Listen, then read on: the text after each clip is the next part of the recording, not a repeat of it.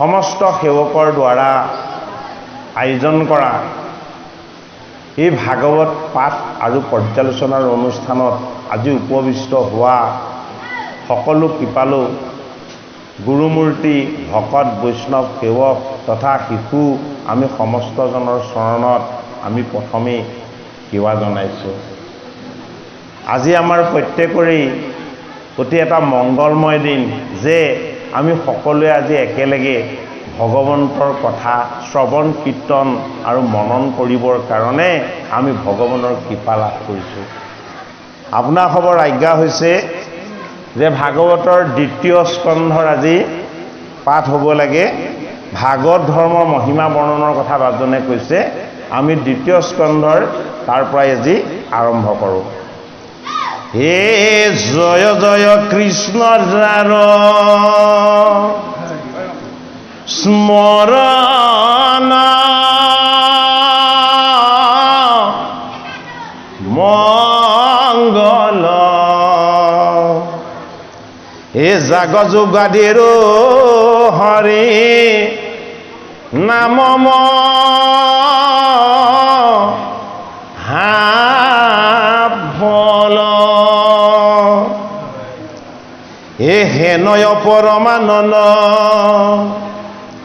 মাধৱ কনিতে হে সুমৰি নৰ নিৰণ তৰে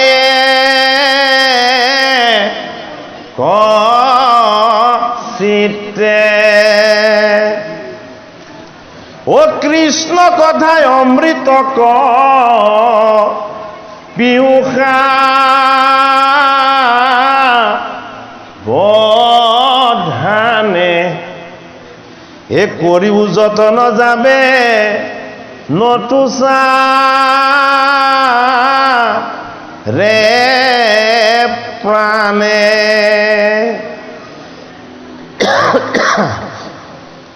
এ ঘোর কলি যুগে মলমতি মনুষ্যৰ নাহি আন ধৰ্ম হৰি ভকতি তপৰ এ শৰীৰত আছে কলিকিত যত দুখ এ গোচক প্ৰথমে কৰা হৰি হৰি ঘোষ এ কৃষ্ণৰ চৰণে কৰি আশেষ প্ৰণতি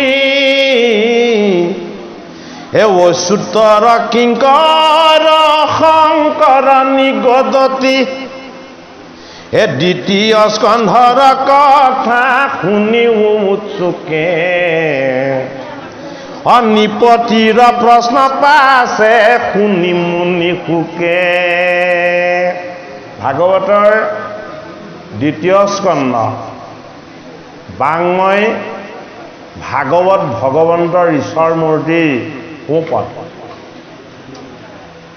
এই ভাগ মৰ্ত্যৰ শাস্ত্ৰ নহয়, এই শাস্ত্ৰভাগ বৈকুণ্ঠৰ শাস্ত্ৰ। এই শাস্ত্ৰই কৈছে ভাগৱতৰ একাদশ স্কন্ধত উদ্ধৱ মহন্ত। কোনে কৈছে? এই শাস্ত্ৰৰ ঈশ্বৰ ভগৱান কৃষ্ণই।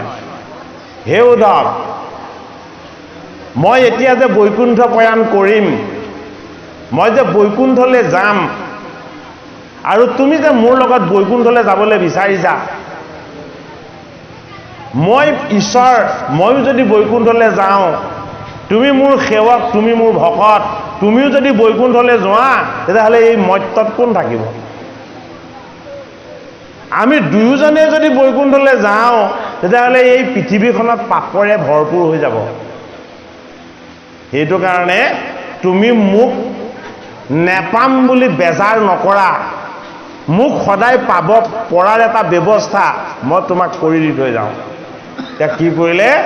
ভগৱান কৃষ্ণ ভাগৱতত প্ৰৱেশ হৈ দেখুৱালে যে মোৰ কোটি সূৰ্যৰ সমান উজ্জ্বল ঈশ্বৰৰ এই তত্ত্ব, মোৰ যি শক্তি আৰু সামৰ্থ্য, মই জগতৰ ঈশ্বৰ কৃষ্ণৰ সমস্ত চৈতন্য সনাতন শক্তিৰ যি মূল আধাৰ, মই এই ভাগৱততে প্ৰৱেশ হৈ তোমাক দেখুৱাই দিম। তেতিয়া উদ্ধৱ মহন্তক ভগৱান কৃষ্ণই ক'লে তুমি এই ভাগৱত সৰ্বদা শ্ৰৱণ কীৰ্তন কৰিবা, এই ভাগৱত তুমি ভকতৰ মাজত বিলাবা আৰু এয়া তুমি প্ৰচাৰ কৰিবা। বোলে তেতিয়া কি হ'ব? মোক তুমি নোপোৱাৰ যিটো দুখ, যিটো সন্তাপ, এই সন্তাপটো তোমাৰ দূৰ হ'ব। মোক তুমি সৰ্বদা পাবা। ক'ত পাবা? ভাগৱতৰ মাজত পাবা। যদি আমি ভাগৱত কথা শ্ৰৱণ কীৰ্তন কৰাৰ পাছত আমাৰ মনত যদি বিশ্বাস নহয় যে আজি আমি ভগৱানক সাক্ষাৎ পালোঁ, তেতিয়াহ'লে আমি ভাগৱত কথা শ্ৰৱণ কীৰ্তন কৰি লাভ নহ'ব। আমি ভাগৱতৰ মহিমাটো বুজিব লাগিব। কি বুলি বুজিব লাগিব? যে অন্য ধৰ্মশাস্ত্ৰবিলাক কেৱল ধৰ্মগ্ৰন্থ। হিন্দুৰ এই শ্ৰীমদ ভাগৱত শাস্ত্ৰ কেৱল ধৰ্মগ্ৰন্থ নহয়, এই শাস্ত্ৰ ভগৱান কৃষ্ণ নিজে বুলি কৈছে। মই আৰু মোৰ এই বৈকুণ্ঠৰ কল্পতৰু ভাগৱত শাস্ত্ৰৰ মাজত কোনো পাৰ্থক্য নাই। য'তেই ভাগৱত ততেই মই। গতিকে দ্বিতীয় স্কন্ধ ভাগৱত ভগৱন্তৰ সোঁপদ, প্ৰথম স্কন্ধ ভাগৱত ভগৱন্তৰ বামপদ, এয়া ভাগৱত মূৰ্তি, ঈশ্বৰ মূৰ্তি। তৃতীয় স্কন্ধ ভগৱন্তৰ সোঁৰো বামৰো, চতুৰ্থ স্কন্ধ ভগৱন্তৰ সোঁৰো, পঞ্চম স্কন্ধ হ'ল নাভি, ষষ্ঠ স্কন্ধ হ'ল বক্ষ, সপ্তম স্কন্ধ হ'ল বাম হস্ত পদ্ম, অষ্টম স্কন্ধ হ'ল সোঁ হস্ত পদ্ম, নৱম স্কন্ধ হ'ল কণ্ঠ, দশম স্কন্ধ হ'ল মুখপদ্ম, একাদশ স্কন্ধ হ'ল ললাট আৰু দ্বাদশ স্কন্ধ হ'ল ভগৱন্তৰ শিৰ। এতিয়া আমাৰ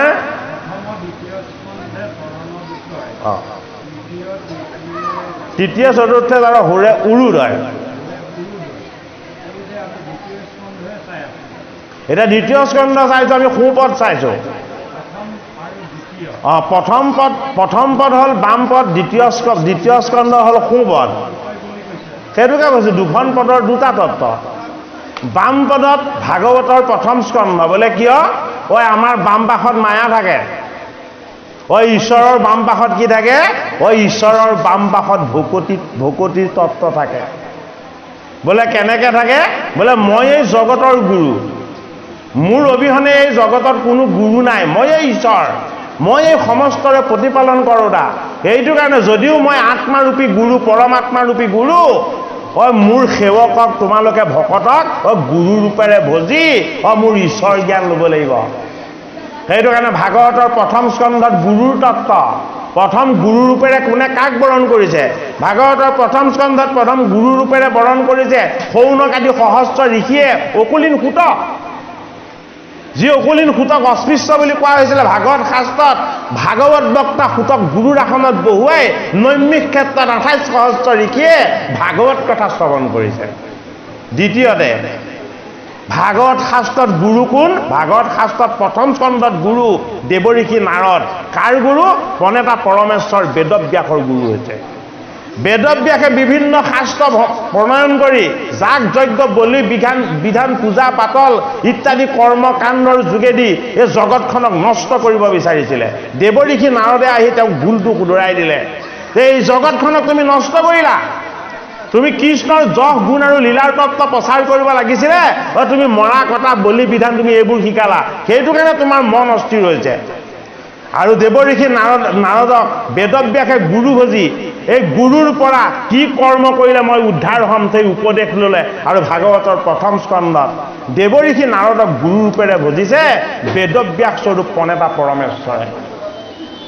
ভাগৱতৰ প্ৰথম স্কন্ধত গুৰু শুকদেৱ যেতিয়াই অন্তিম সময়ত প্ৰথম স্কন্ধত আহি গংগাৰ পাৰত উপবিষ্ট হ'ল, গংগাৰ পাৰত গুৰু শুকদেৱ আহি পোৱাৰ লগে লগে শুকদেৱৰ দেহৰ জ্যোতি কান্তি আৰু ঈশ্বৰময় তত্ত্ব যেতিয়াই কীৰ্তন হ'ল, তেতিয়াই ভাগৱতৰ প্ৰথম স্কন্ধ সমাপ্ত। অৰ্থাৎ ভাগৱত শাস্ত্ৰ শ্ৰৱণ কীৰ্তন কৰা সকলৰ হৃদয়লৈ গুৰুৰ আগমন হ'ব লাগিব।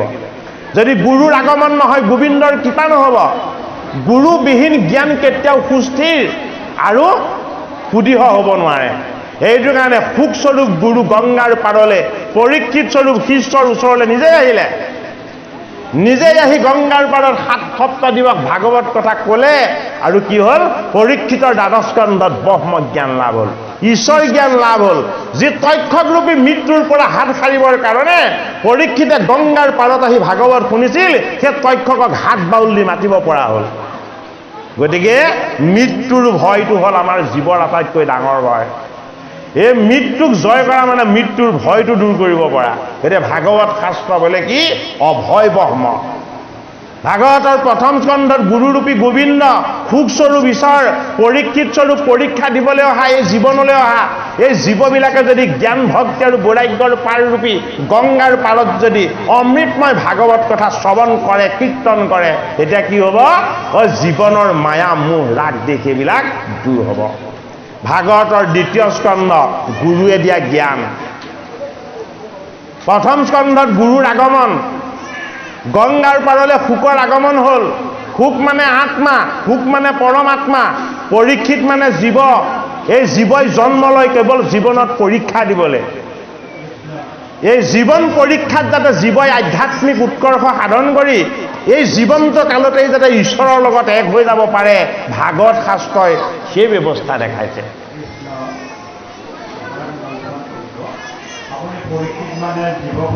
হয় নহয় অসম্ভৱ আপুনি নাই পোৱা আপোনালোকে তাৰমানে এইটো আপুনি হয়তো অনুভৱ কৰা নাই পৰীক্ষিতৰ নামকৰণ যেতিয়া কৰা হৈছিলে ভাগৱতৰ প্ৰথম স্কন্ধত তেতিয়া ঋষিসকলে পৰীক্ষিতৰ নাম কি বুলি কৈছে যে তোমাৰ নাম বিষ্ণুৰাত হ'ব বিষ্ণুৰাত আমি সকলো বোলে কিয় আমি প্ৰত্যেকে বিষ্ণুৰ অংশ বিষ্ণু মানে ঈশ্বৰ ৰাত মানে অংশ বা ভাগ গতিকে বিষ্ণুৰ অংশ যদি পৰীক্ষিত হয় আমি প্ৰত্যেকেই ব্ৰহ্মময় ঈশ্বৰৰ অংশ হয়নে নহয় আমি প্ৰত্যেক জীৱই ঈশ্বৰৰ অংশ হয়নে নহয় আমি পৰা প্ৰকৃতি গতিকে আমি জ্ঞান ভক্তি আৰু বৈৰাগ্যৰ পাৰলৈ যাব লাগিব এই জ্ঞান ভক্তি আৰু বৈৰাগ্যৰ পাৰ হ'ল গংগা সেইটো কাৰণে গংগাৰ পাৰত পৰীক্ষিতক ভাগৱত কোৱা হৈছে সেইটো কাৰণে এই শাস্ত্ৰভাগ মৈত্ৰৰ শাস্ত্ৰ নহয় ক'ৰ শাস্ত্ৰ বৈকুণ্ঠৰ শাস্ত্ৰ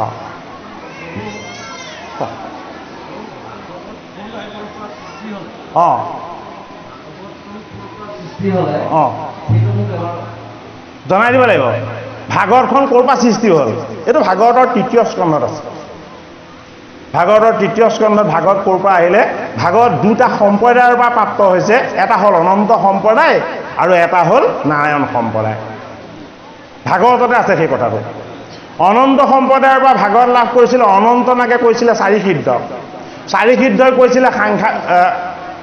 চাৰি সিদ্ধই কৈছিলে সাংখ্যায়ন মুনিক সাংখ্যায়ন মুনিয়ে কৈছিলে পৰাশৰক পৰাশৰৰ পৰা লাভ কৰিছিলে মৈত্ৰেয় ঋষিয়ে আৰু মৈত্ৰেয়ৰ পৰা লাভ কৰিছিলে বিদুৰে এইটো কুলক কোৱা হয় অনন্ত কুল আৰু এটা কুল হ'ল নাৰায়ণ কুল নাৰায়ণ কুলৰ পৰা ভাগৱত লাভ কৰিছিলে প্ৰথম শ্ৰীনাৰায়ণে কৈছিলে সৃষ্টিকৰ্তা ব্ৰহ্মাই দিছিলে তেওঁ মানৱ পুত্ৰ দেৱঋষি নাৰদক দেৱঋষি নাৰদে দিছিলে বেদব্যাসে দিছিলে শুকক আৰু শুকে দিছিলে পৰীক্ষিতক এইটো কাৰণে আমি পৰীক্ষিতৰ পৰা বা শুকৰ পৰাহে আমি ভাগৱত শাস্ত্ৰ পাইছোঁ গতিকে দুটা সম্প্ৰদায়ৰ যোগেদি ভাগৱত মৈত্ৰলৈ নামিছে আৰু কিবা আছে নেকি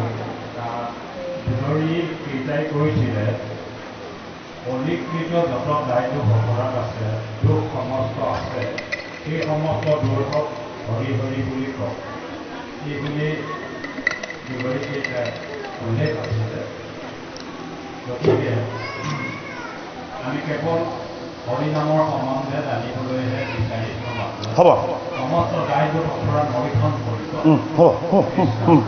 জয় জয় কৃষ্ণ যাৰ স্মৰণ মংগল কৃষ্ণ মানে কি কৃষহেম শব্দ ইটো পৃথিৱীবাচক ভৈল ন আনন্দত প্ৰৱৰ্তায় এই পৃথিৱী এক ঈশ্বৰৰে তত্ত্ব পৃথিৱীক ৰসাতলৰ পৰা ভগৱন্ত প্ৰভুৱে উদ্ধাৰ কৰিছে ভাগৱতৰ দ্বিতীয় স্কন্ধতে আছে বৰাহ ৰূপেৰে ঈশ্বৰে ভূমি উদ্ধাৰৰ কথা হৰি লীলা অৱতাৰ তত্ত্বকথনত এই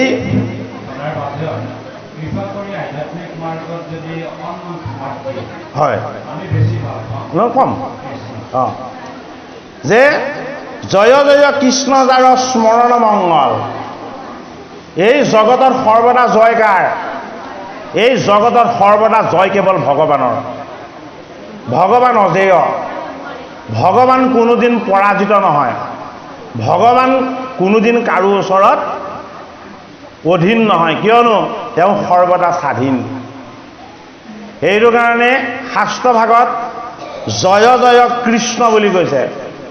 আমাৰ এই পঞ্চভূত বিনাশীল, পঞ্চভূতত লগত থকা পৰা প্ৰকৃতিৰূপী জীৱ, এই জীৱৰো গতি আৰু সংস্কাৰ আছে, কিন্তু এই পৰা প্ৰকৃতি জীৱ আৰু পঞ্চভূত অপৰা প্ৰকৃতি এই দুইটাকে চলাই থকা আত্মা, আত্মা হ'ল ঈশ্বৰ অবিনশ্বৰ। সেইটো কাৰণে আত্মা কি? আত্মা হ'ল কৃষ্ণ। সেইটো কাৰণে আমাৰ দেহৰ জয় নহয়, আমাৰ জীৱটোৰ জয় নহয়, আমাক প্ৰতিপালন কৰি থকা আনন্দৰূপী কৃষ্ণৰ জয়। এই পৰমাত্মাৰ যদি আমি জয় জয়কাৰ ঘোষণা কৰোঁ, তেতিয়া কি হ'ব? আমাৰ কুশল আৰু মংগল হ'ব। যিহেতু ভগৱন্তৰ জয় জয়কাৰ ঘোষণা কৰিবলৈ আমি অভ্যাস কৰাটো আমি ঈশ্বৰক কৰা স্তুতি। যাৰ জাগ যোগাদিৰো হৰি নাম মহাফল। জাগ, যোগ, যজ্ঞ আৰু দান এই সমস্তবিলাকৰ বহুত ওপৰত হ'ল ভগৱানৰ হৰিনাম। সেইটো কাৰণে কৃষ্ণ নাম যদি আমাৰ স্মৰণ হয়, কৃষ্ণ নাম যদি আমাৰ শ্ৰৱণ কীৰ্তন হয়, আমাৰ পুণ্যৰ সঞ্চয় হ'ব। আমাৰ লগত যি পাপ আছিলে এই পাপবিলাক বিনাশ হ'ব। হেনয় পৰমানন্দ মাধৱক নিতে, সেই পৰম আনন্দময় মাধৱক আমি সৰ্বদা বা প্ৰতি নিতে সুমৰিও নৰ নিৰন্তৰে একচিত্তে। নৰ মানে আমি মনুষ্যসকল, যিসকলৰ বিবেক আছে, যিসকলৰ চিন্তা কৰিব পৰা শক্তি আছে, সেইসকলক কি বুলি কোৱা হয়? সেইসকলক নৰ বুলি কোৱা হয়। এইটো কাৰণে হেনয় পৰমানন্দ মাধৱক নিতে। আমাৰ আনন্দবিলাক ক্ষুদ্ৰ ক্ষুদ্ৰ বিনাশীল, আমাৰ আনন্দবিলাক খন্তেকীয়া আৰু অস্থায়ী। জগতৰ হৰিৰ আনন্দ ক্ষণস্থায়ী নহয়, দীৰ্ঘস্থায়ী, এয়া অনন্তমুখী। সেইটো কাৰণে হৰিৰ আনন্দটো কি? হৰিৰ আনন্দটো হ'ল পৰম আনন্দ। পৰম আনন্দ মানে যিটো আনন্দ কোনোদিন শেষ নহয়, যিটো আনন্দ কোনোদিন বিনাশ নহয়। কৃষ্ণ কথা মাধৱক নিতে। মাধৱ মানে কি? মা মানে লক্ষ্মী, ধৱ মানে স্বামী। মা মানে আমাৰ এই প্ৰকৃতিময় দেহাটো, ধৱ মানে এই দেহাটোক প্ৰতিপালন কৰি ৰখা আত্মা ঈশ্বৰ। সেইটো কাৰণে আমাৰ দেহাটো মায়াৰ সজা। এই মায়াৰ সজাটোক ধাৰণ কৰা আত্মাৰূপী ঈশ্বৰ কি? ঈশ্বৰ হ'ল চৈতন্য শক্তি। সেইটো কাৰণে মাধৱ, মা মানে লক্ষ্মী, ধৱ মানে স্বামী। এই জগতৰ সমস্ত সত্তাৰ যিজন স্বামীৰূপ ঈশ্বৰ, আমি সেইজনক যাতে সৰ্বদা স্মৰণ কৰোঁ, আমাক পদে সেই আজ্ঞা কৰিছে। কৃষ্ণ কথা অমৃতক পিও সাৱধানে। অন্য বস্তু পান কৰোঁতে অসাৱধান হ'ব পাৰে, যেনে আমি অন্ন লওঁতে বা কিবা গ্ৰাম্য কথা পাতোঁতে। কিন্তু কৃষ্ণ কথা শ্ৰৱণ কৰোঁতে আৰু কীৰ্তন কৰোঁতে আমি সাৱধান হ'ব লাগিব। কিয় সাৱধান হ'ব লাগিব?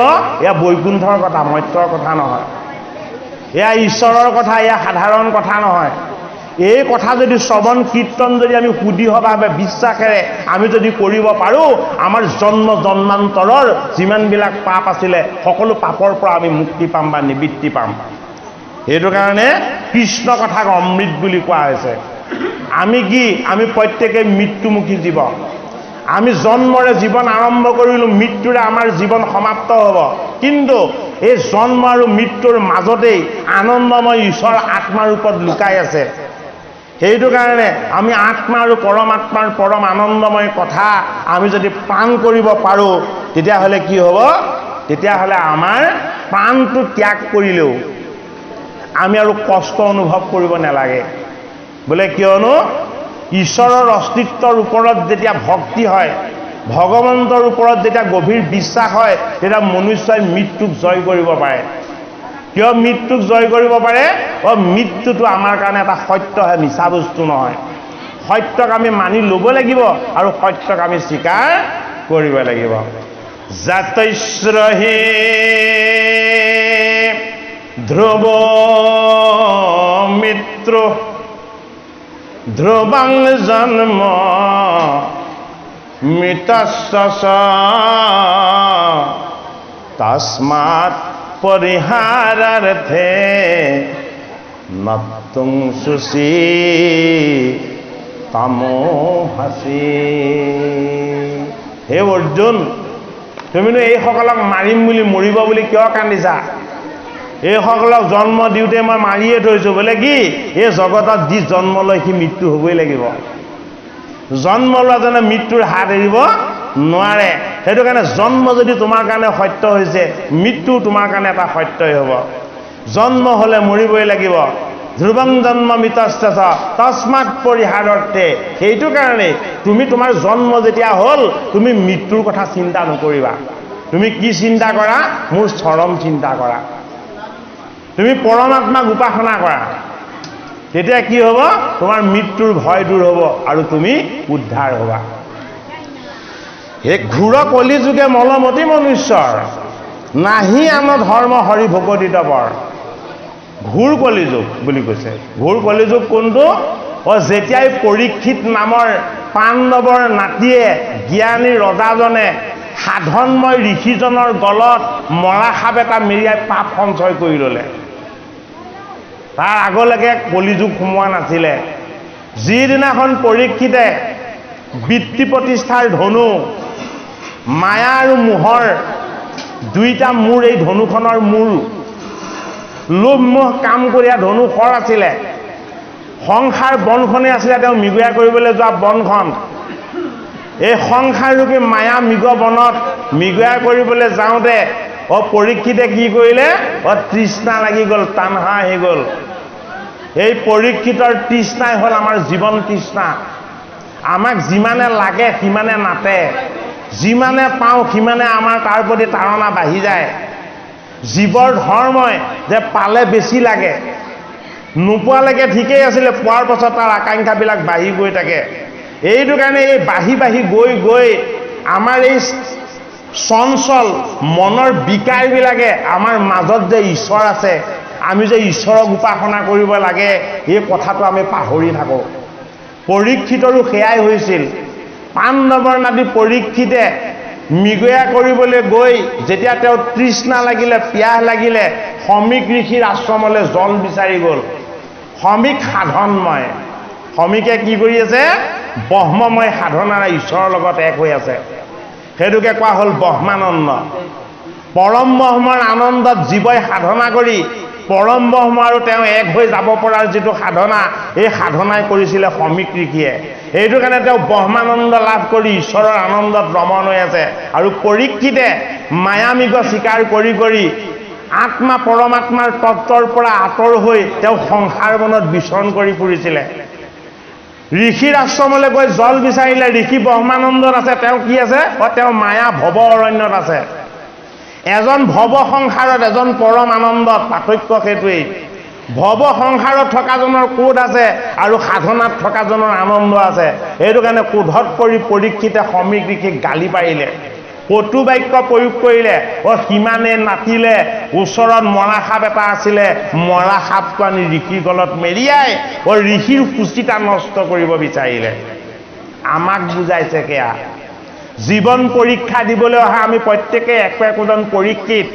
আমি সংসাৰ বনত মায়া আৰু মোহৰ কাম আৰু ক্ৰোধৰ আমি এই ধনুশৰবিলাক লৈ আমি সংসাৰ বনত মায়ামৃগ খেদি ফুৰিছোঁ।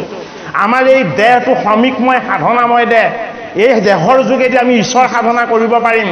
সৰ্বদা যদি আমি ঈশ্বৰক সেৱা কৰোঁ, আমাৰ এই দেহটো মন্দিৰ হ'ব, ঈশ্বৰ উপাসনাৰ এটা আশ্ৰয় হ'ব। সমীকময় সাধনা ঈশ্বৰে আমাৰ লগতো দিছিল। ভৱ অৰণ্যত বিচৰণ কৰি আমি ঈশ্বৰ সাধনাক পাহৰি বেয়া চিন্তা আৰু বেয়া ভাৱনাৰে আমাৰ এই দেহটোক আমি অসুচি কৰিলোঁ। এইটো কাৰণে ধৰ্মৰ প্ৰথম পদ তপ কোনে কৰিছিলে? সমীকে কৰিছিলে। প্ৰথম ধৰ্মৰ দ্বিতীয় পদ সুচিতা কাৰ লগত হৈছিলে? সমীকে সাধনা কৰাৰ কাৰণে হৈছিলে। ধৰ্মৰ প্ৰথম পদ তপ কোনে নষ্ট কৰিব বিচাৰিলে? পাণ্ডৱৰ নাতি পৰীক্ষিতে নষ্ট কৰিব বিচাৰিলে। ভাগৱতৰ প্ৰথম স্কন্ধত পৰীক্ষিতে ঋষিজনক তপস্যা ভংগ কৰিব বিচাৰিলে, নোৱাৰিলে। তপস্যা ভংগ কৰিব নোৱাৰি কি কৰিলে? ঋষিৰ সুচিতা নষ্ট কৰিব বিচাৰিলে। ধৰ্মৰ দ্বিতীয় পদ হ'ল সুচিতা, শুদ্ধতা, পবিত্ৰতা।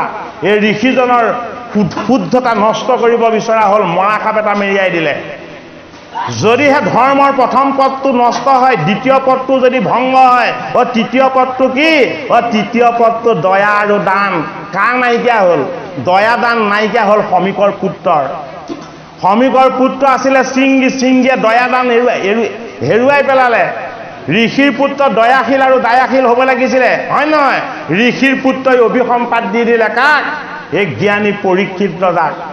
যি মূৰ্খই মোৰ পিতৃৰ পবিত্ৰ দেহত এই অপবিত্ৰ মৰাসাপ মেৰিয়ালে, তাক 7 দিনৰ ভিতৰতে তক্ষকনাকে দংশন কৰি মৃত্যু দিব। আৰু পৰীক্ষিতৰ সেয়াই হ'ল। পৰীক্ষিতে আহি ঘৰ পালে, শিৰৰ মুকুট খুলি থলে, ধনু থৈ দিলে, আৰু অকণমান সময় তেওঁ ভাবিলে যে মই আজি কি কৰিলোঁ। নিজে নিজে চিন্তা কৰিলে। নিজেই চিন্তা কৰিলে, তেওঁ পাৰ পাই গ'ল। বোলে কি? কৃষ্ণ কথা অমৃতক পিও সাৱধানে, কৰিও যতন যাবে নতু চাবে পানে। এই কৃষ্ণ কথাৰ অমৃত তেওঁ হৃদয়ত উপাসনা কৰিলে যে মই আজি কি কৰিলোঁ। তেওঁ মনলৈ প্ৰশ্ন কৰাৰ লগে লগে তেওঁ কান্দিবলৈ ল'লে, মই আজি ডাঙৰ ভুল কৰিলোঁ। বোলে কি? মোৰ ককাসকলে ঋষিক সেৱা কৰে, মোৰ ককাসকলে ঋষিৰ চৰণত পুষ্প দিয়ে, মোৰ ককাসকলে ঋষিৰ চৰণৰ জল শিৰত লৈ ভগৱান কৃষ্ণৰ আশীৰ্বাদ লয়, কিন্তু মই আজি কি কৰিলোঁ? মোক কৈ ল'বলৈ দিব, মোক কৈ ল'বলৈ দিব, নহ'লে কমটো ৰৈ যাব। এইখিনি বৰ গুৰুত্বপূৰ্ণ কথা। আমি পৰীক্ষিতক বেলেগ বুলি যদি ভাবোঁ, আমি ভাগত কেনেকৈ বুজি পাওঁ? জীৱন পৰীক্ষা দিবলৈ অহা আমি প্ৰত্যেকেই পৰীক্ষিত। আমি মৃত্যুমুখী জীৱ। পৰীক্ষিতৰ জীৱনৰ যিখিনি সমস্যা, সেইখিনি আমাৰ জীৱনৰ সমস্যা। সেইটো কাৰণে আমি ভাগত শ্ৰৱণ কীৰ্তন কৰিব লাগে। নহ'লে আমি সকলো একেলগে হৈ ভাগত কিয় শ্ৰৱণ কীৰ্তন কৰোঁ? পৰীক্ষিতে যিখিনি সমস্যাৰ মুখামুখি হৈছে, সেই সমস্যাখিনি আমি সংসাৰলৈ আহি মুখামুখি হৈছোঁ। সেইটো কাৰণে পৰীক্ষিতে সুচিতা নষ্ট কৰিব বিচাৰিছিল, তপস্যা ভংগ কৰিব বিচাৰিছিল, আৰু তাৰ পৰা উৎপত্তি হ'ল পাপ। পাপে কি কৰিলে? ক্ৰোধ আনিলে। এই ক্ৰোধ হ'ল শৃংগী। শৃংগীয়ে অভিসম্পাত দি দিলে। ঋষিৰ পুত্ৰৰ দয়া আৰু দান লোপ পালে। এই দয়া আৰু দান যদিও লোপ পালে, ধৰ্মৰ চতুৰ্থ পদটো কি? সত্য। বোলে সত্য হ'ল ঈশ্বৰ, কৰ্তা হ'ল ঈশ্বৰ। ঈশ্বৰে যিটো কৰে সেইটোৱেহে সত্য। আমি কৰাটো কেতিয়াও সত্য নহয়। এইটো কাৰণে পৰীক্ষিতৰ আত্মসমালোচনা হ'ল। খুলি থলে শিৰৰ মুকুট, খুলি দিলে ৰাজ আভৰণ, এৰি দিলে সংসাৰ আৰু গীত। কি কৰিলে? তেওঁ বাকলি বসন পিন্ধিলে, সন্ন্যাস ল'লে, বৈৰাগ্যভাৱ মনলৈ আনিলে। এই যি মুকুট, যি সিংহাসন আৰু যি ৰাজ আভৰণে মোক মায়ামিগৰ সংসাৰলৈ লৈ গৈছিলে, মই আজিৰ পৰা এইবিলাক ত্যাগ কৰিলোঁ। বোলে কি? মোৰ 7 দিনতেই মৃত্যু হ'ব। ঋষিয়ে মোক অভিসম্পাত দিছে। মৃত্যুৰ এই পাৰত আৰু মৃত্যুৰ সিপাৰত কি আছে মই জানিব লাগিব। মৃত্যুৰ পৰা আৰু ঋষিৰ সাপৰ পৰা মই কেনেকৈ উদ্ধাৰ হ'ব পাৰোঁ, মই তাৰ ৰাস্তাটো অনুসৰণ কৰিব লাগিব। পৰীক্ষিত নৃপতিয়ে কৃষ্ণ কৃষ্ণ ধ্বনিৰে গৈ গংগাৰ পাৰ পালে। গংগাৰ পাৰলৈ কেৱল পৰীক্ষিত অকলে গৈছিলে। ভগৱান কৃষ্ণৰ নাম জপ কৰি কৰি কৃষ্ণ কৃষ্ণ ধ্বনিৰে তেওঁ গংগাৰ পাৰত যেতিয়াই বহিলে, সহস্ৰ ঋষি সাধন্য হৈ তপময় সাধনাত আছিলে। এই পৰীক্ষিতে যে কৃষ্ণ কৃষ্ণ ধ্বনি উচ্চাৰণ কৰিলে, কৃষ্ণ নামৰ ইমান শক্তি, কৃষ্ণ নামৰ ইমান প্ৰভাৱ, কৃষ্ণ নামৰ ইমান চৈতন্য সত্তা, যে ঋষিসকলে সাধনাৰ পৰা যি উপাসনা কৰি আছিলে, এই উপাসনাই আছিলে কৃষ্ণ।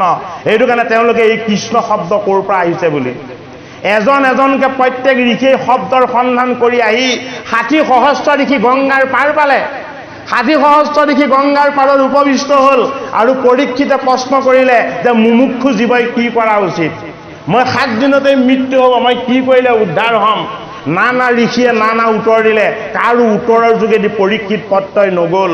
সেই ঋষি সমাজত বেদব্যাস আছিল, দেৱল ঋষি আছিল, দেৱ ঋষি নাৰদ আছিল, বশিষ্ঠ আছিল, পুলহ আছিল, পুলস্তি আছিল। ইমান শ্ৰেষ্ঠ শ্ৰেষ্ঠ ঋষিসকল থাকোঁতেও পৰীক্ষিতে কি কৰিলে 7 দিনত উদ্ধাৰ হ'ব, তাৰ সদুত্তৰ দিব নোৱাৰিলে। নিত্যৰত হৈ গংগাৰ পাৰলৈ ভগৱান কৃষ্ণৰ নাম কীৰ্তন কৰি কৰি ব্যাসনন্দন শুকদেৱ গংগাৰ পাৰলৈ যেতিয়াই আহিলে, পৰীক্ষিতে শুকদেৱক দেখি ঈশ্বৰক দৰ্শন কৰাৰ আনন্দ লাভ কৰিলে। শুকৰ চৰণ ধোৱালে আৰু সুবৰ্ণ আসনত শুকক বহুৱাই পৰীক্ষিতৰ সমস্যাৰ পৰা গুৰু ভগৱান শুকদেৱক জনাই দিলে। তেতিয়া শুকদেৱে ক'লে, তুমি কোনো চিন্তা নকৰিবা। বোলে কিয়? মই তোমাক আজি যি কথা ক'ম, এই কথা যদি শ্ৰৱণ কৰা, তোমাৰ মৃত্যুৰ ভয়টো দূৰ হ'বই। তোমাৰ 7 দিনতেই তুমি উদ্ধাৰ হোৱাৰ ৰাস্তাও পাবা। বোলে কিয়নো? প্ৰমাণ হিচাপে শতাংগ নৃপতিয়ে কেৱল 2 দণ্ড সময়তেই মুখ্য সাধন কৰিছিল।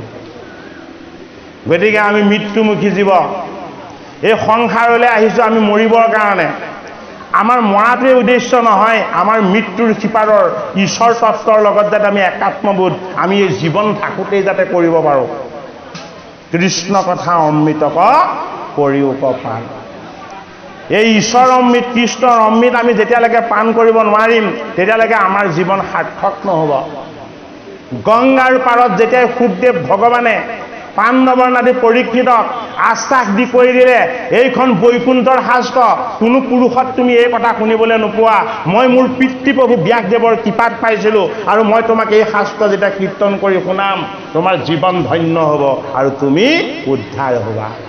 গতিকে গুৰুৰ কৃপাত, শুকৰ কৃপাত পাণ্ডৱৰ নাতি পৰীক্ষিতে প্ৰথমতে গুৰুক ভজি গুৰুৰ পৰা আশ্ৰয় ল'লে, গুৰুৰ চৰণত তেওঁ আশ্ৰয় লৈ গুৰু ভজি ভাগৱত শুনিবৰ কাৰণে তেওঁ গংগাৰ পাৰত বহিলে আৰু দ্বিতীয় স্কন্ধত গুৰুৱে দিয়া জ্ঞান, গুৰুৱে কি দিয়ে? গুৰুৱে দিয়ে ঈশ্বৰ জ্ঞান। এই ঈশ্বৰ জ্ঞান কি? এই ঈশ্বৰ জ্ঞানেই হ'ল ভাগৱত ধৰ্মৰ মহিমা বৰ্ণন। সেইটো কাৰণে ভাগৱতৰ দ্বিতীয় স্কন্ধ আৰম্ভ হৈছে ভাগৱত ধৰ্মৰ মহিমা বৰ্ণনে। এতিয়া আপোনাৰ প্ৰশ্নটো কওক।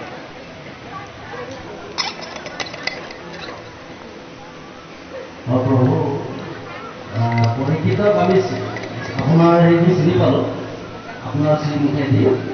এতিয়া শৃংগীমণিক চিনি পাব আছে। শৃংগীমণি, শৃংগীমণি শৃংগীমণিৰ যিটো আধ্যাত্মিক অৰ্থত, আধ্যাত্মিক অৰ্থত শৃংগী কি? শৃংগী হ'ল ক্ৰোধ। আমি যেতিয়া সাধনাত থাকোঁ ক্ৰোধবিলাক আমাৰ পৰা আঁতৰত থাকে। এই ক্ৰোধৰ প্ৰতীক কি? এই ক্ৰোধৰ প্ৰতীক হ'ল সৰ্প। সেইটো কাৰণে অক্ৰোধ কোন? অক্ৰোধ এজন বৈষ্ণৱ যিজনৰ লগত ক্ৰোধ নাথাকে। কিয় ক্ৰোধ নাথাকে? তেওঁৰ নামটো হ'ল শম্ভু, তেওঁৰ নামটো হ'ল শিৱ।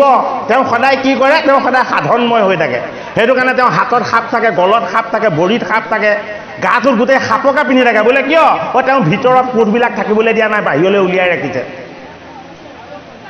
যাৰ ভিতৰত ক্ৰোধ নাই সেইজন শিৱ হৈ যায়। সেইটো কাৰণে অক্ৰোধ। গতিকে ক্ৰোধৰ তত্ত্ব হ'ল শৃংগী। শৃংগীয়ে কি কৰিলে? ক্ৰোধৰ বশৱৰ্তী হৈ পৰীক্ষিতক অভিশাপ দিলে। গতিকে আমি ভাগৱত শ্ৰৱণ কীৰ্তন কৰাজন কেতিয়াও ক্ৰোধৰ অধীন হ'ব নালাগে। আমাৰ যদি ক্ৰোধ আহিবলৈ হয় আমি ভগৱানৰ নাম জপ কৰিব লাগিব। আমাৰ ক্ৰোধ আহিলে আমাৰ নিজৰ ক্ষতি হ'ব। আমি কেতিয়াও ক্ৰোধিত হ'ব নোৱাৰিম। কিয় ক্ৰোধিত হ'ব নোৱাৰিম? আমি যদি ক্ৰোধ কৰিবলৈ হয় আমাৰ নিজৰ অন্যায় হ'ব, বেলেগৰ অন্যায় নহয়। কিয় আমাৰ নিজৰ অন্যায় হ'ব? আমি গুৰুৰ চৰণ সেৱা কৰিছোঁ, ভাগৱত ধৰ্ম পালন কৰিছোঁ, আমি ঈশ্বৰৰ গুণ কীৰ্তনেৰে জগতখন মংগলময় হ'ব বুলি আমি বিশ্বাস ৰাখিছোঁ। যদি আমি ক্ৰোধ কৰি আমাৰ নিজৰ অমংগল নিজেই কৰোঁ তেতিয়াহ'লে সেয়া পাপ নহ'ব জানো? সেইটো কাৰণে শৃংগী ঋষিৰ পুত্ৰ আছিলে, শমিকৰ পুত্ৰ আছিলে। শমিক মানে সাধনা। সাধনা থাকিলে ক্ৰোধ নাথাকে। সাধনাৰ পৰা আঁতৰত পুত্ৰ আছে, কি হৈ আছে? খেলি আছে। এইটো কাৰণে শৃংগী ৰূপী ক্ৰোধে যিটো কৰিলে সেইটো কোনেও নকৰিলে। শৃংগীয়ে অভিসম্পাত দি দিলে, শমিকে সাধনাৰ পৰা তেওঁ উঠি গ'ল। সাধনাৰ পৰা উঠি শৃংগী মুনিয়ে, শমিক মুনিয়ে শৃংগী মুনিক কৈছে তুমি বৰ ডাঙৰ অন্যায় কৰিলা। কি অন্যায় কৰিলা? তুমি জ্ঞানী ৰজা এজনক অভিশাপ দিলা। তেওঁ বৈষ্ণৱ ৰজা, তুমি কিয় এনে অন্যায় কৰিলা? আৰু তুমি এতিয়া এটা কথা নাজানা, মই সাধনাৰ যোগেদি জানো। বোলে কি? তুমি যি পাপ কৰিলা এই পাপ ক্ষয় নহয়। বোলে কিয় ক্ষয় নহয়? তুমি ক্ৰোধত অভিশাপ দিলা, পৰীক্ষিতে ক্ৰোধ নকৰে। বোলে পৰীক্ষিতে কিয় ক্ৰোধ নকৰে? বোলে পৰীক্ষিত বৈষ্ণৱ। পৰীক্ষিতে ক্ৰোধ কৰি আমাৰ ঋষিকুলটোকো অভিশাপ দিব পাৰিলেহেঁতেন যে মোক এনেকুৱা অভিশাপ যি দিছে তেনেকুৱা অভিশাপ দিয়া ঋষিৰ বংশটো ধ্বংস হওক। কিন্তু পৰীক্ষিতে অভিশাপ নিদিয়ে। বোলে কিয়? যদি অভিসম্পাত পালোহেঁতেন আমি উদ্ধাৰ হ'লোহেঁতেন। আমাৰ পাপৰ অমোচন পাপ ৰৈ গ'ল, আমাৰ পাপৰ প্ৰতিকাৰ নহ'ল। সেইটো কাৰণে সহস্ৰ ঋষি আহি গংগাৰ পাৰত পৰীক্ষিতৰ লগত ভাগৱত শুনিলে। সহস্ৰ ঋষি পাপৰ পৰা মুক্ত হ'ল। শমিক ঋষিয়ে অনুভৱ কৰা যি ঈশ্বৰৰ ৰহস্যময় তত্ত্ব, এই তত্ত্ব ভাগৱততে প্ৰকাশ পাইছে। সেইটো কাৰণে শৃংগী হ'ল আমাৰ ক্ৰোধ, তক্ষক হ'ল এই ক্ৰোধৰ পৰা উৎপত্তি হোৱা কালযুগ। তক্ষক মানে কাল। কাল কোন? কাল হ'ল কৃষ্ণ। কাল কোন? মহাকাল হ'ল ঈশ্বৰ। এইটো কাৰণে দ্বিতীয় স্কন্ধত মহাভাগৱত মহাধৰ্ম। এই মহাভাগৱত মহাধৰ্মৰ কথা আমি জানিব লাগিব। আমাৰ জনজাতীয় লোকসকলক আজিৰ পৰা 100 বছৰ আগতে অস্পৃশ্য কৰি ৰখা হৈছিলে। গুৰু ধৰ্মৰ ভাগ দিয়া হোৱা নাছিলে। তেওঁলোকক সংস্কাৰী বুলি গণ্য কৰা হোৱা নাছিলে, কিন্তু আজিতো আমি আপোনালোকক সেৱা কৰিছোঁ, আজিতো আমি আপোনালোকৰ পৰা আশীৰ্বাদ ভিক্ষা কৰিছোঁ। কিয়?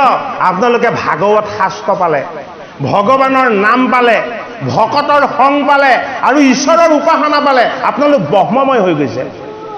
প্ৰভু 28 সহস্ৰৰ এটি বেদৰ পাঠ তথাপিও শুদ্ধমুখে কোনে ভাল গতিকে আমি জনজাতীয় লোকসকলে মাৰ্গমনে চেষ্টা কৰি আছোঁ।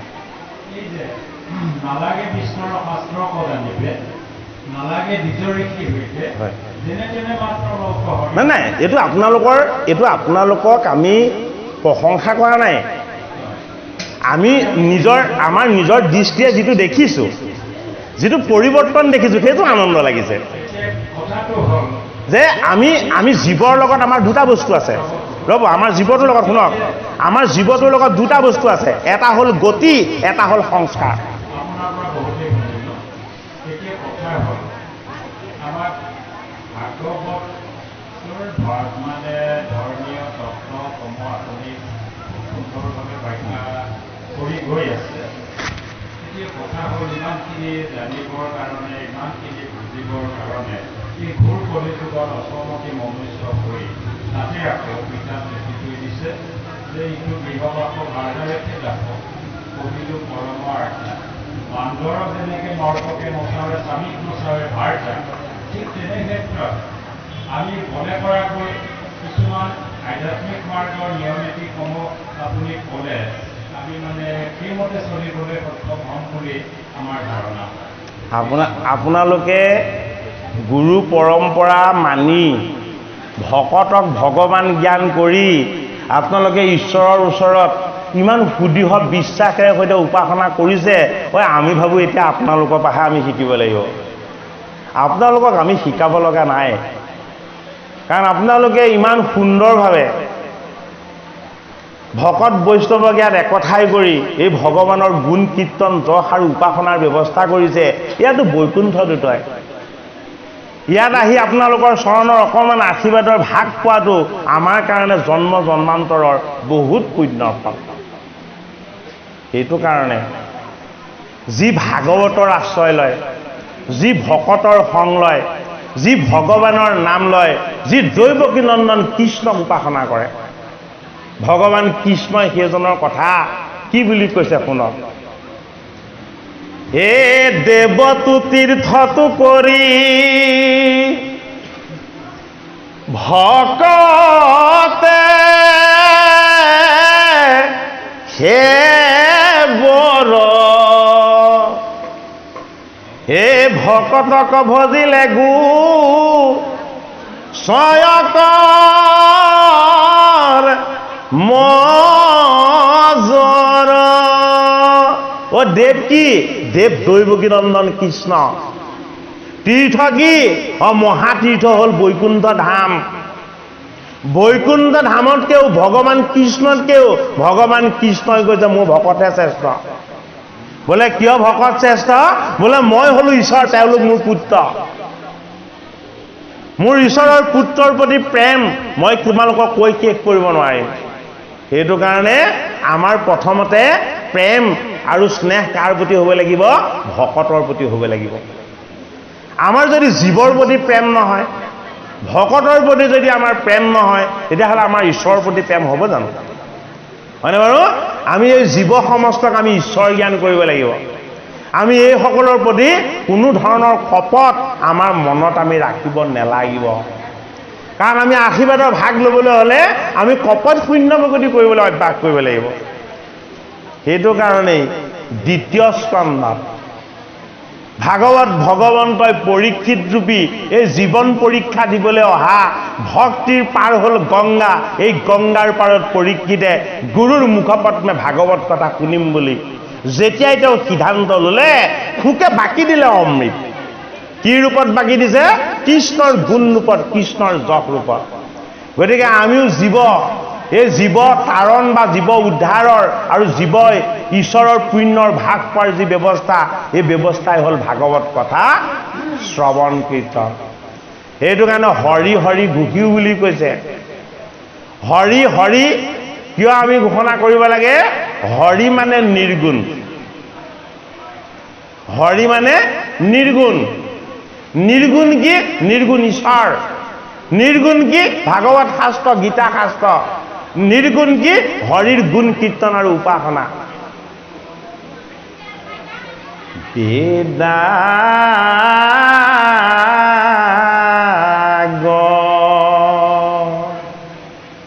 মোৱাদি কৰি যত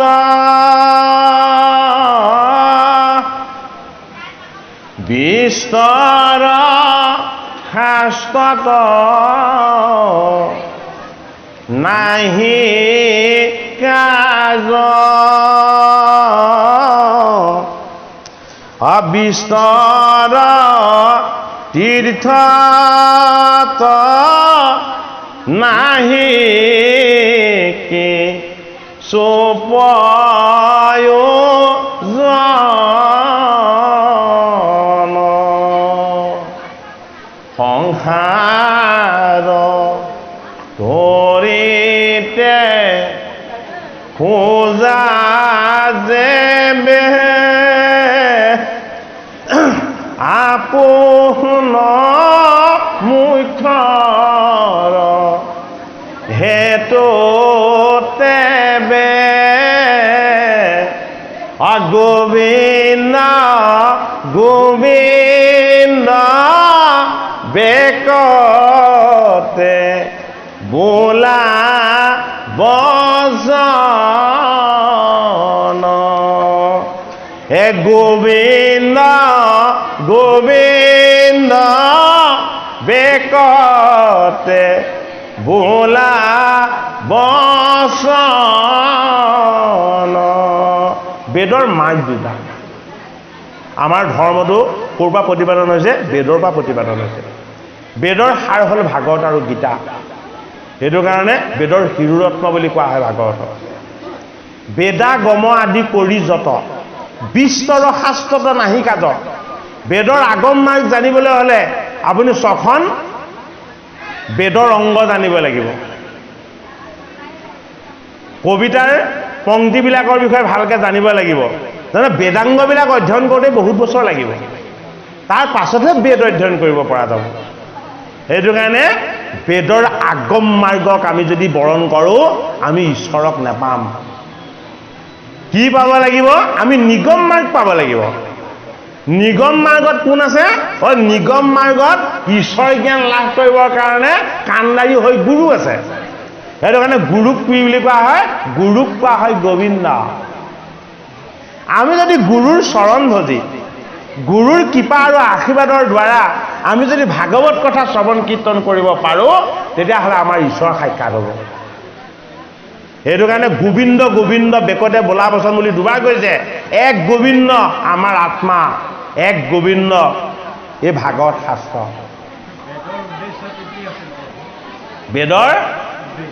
বেদৰ উদ্দেশ্য বা লক্ষ্য ঈশ্বৰৰ নিৰ্গুণ তত্ত্বকে প্ৰকাশ কৰা, কিন্তু আচল লক্ষ্যটোক বুজি নাপালে।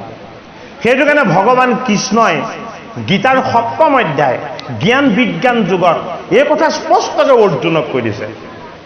অৰ্জুনে প্ৰশ্ন কৰিছে যে তোমাক ভজিলে, তোমাক উপাসনা কৰিলে, তোমাৰ চৰণ চিন্তা কৰিলে জীৱ উদ্ধাৰ হয়, কিন্তু বেদে দেখোন আকৌ ঋষিসকলৰ যোগেদি বেলেগ বেলেগ মত দিছে, কি কাৰণে?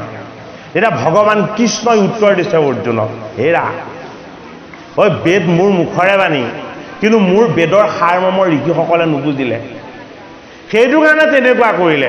আৰু মই সেইটো কাৰণে বেদৰ সাৰ ভাগ এতিয়া তোমাক কৈছোঁ, বোলে কি মোক উপাসনা কৰা, তুমি আৰু মই অভিন্ন, বিশ্বাস কৰা। গতিকে বেদৰ সাৰ হ'ল ভাগৱত, বেদান্ত। এই ভাগৱত শাস্ত্ৰই আমাক প্ৰথমতে কি দিছে? মহাভাগৱত মহাধৰ্ম দিছে। ধৰ্মৰ 4 পদ আমি জনালোঁ। প্ৰথম পদ তপ। আমাৰ জীৱই হৃদয়ত বহি জন্মৰ পৰা মৃত্যুলৈকে তপস্যা কৰিব। ধৰ্মৰূপেৰে পৰা প্ৰকৃতি আমাৰ জীৱ ধৰ্ম ৰূপেৰে অপৰা প্ৰকৃতি আমাৰ দেহ, এই দুইটাক ধাৰণ কৰা শক্তি ৰূপেৰে পৰমাত্মা কৃষ্ণ। এই তিনিটা তত্ত্ব। সেইটো কাৰণে পৰা প্ৰকৃতি জীৱ সাধনময় বস্তু। সেইটো কাৰণে আমি ভাগৱত কোনে শুনিছোঁ? ভাগৱত আমি কৰ্ণৰ ৰন্ধৰে শুনিছোঁ। শুনা কামটো কোনে কৰিছে? আমাৰ হৃদয়ত বহি থকা জীৱই কৰিছে। ভাগৱত জীৱকহে লাগে, দেহক নালাগে। সেইটো কাৰণে এই জীৱৰ তত্ত্বটো আমি বুজিব লাগিব। জীৱ হ'ল পৰা প্ৰকৃতি, জীৱ হ'ল শুদ্ধ বস্তু, জীৱ হ'ল ঈশ্বৰৰ অংশ। এই পঞ্চভূত হ'ল অপৰা প্ৰকৃতি।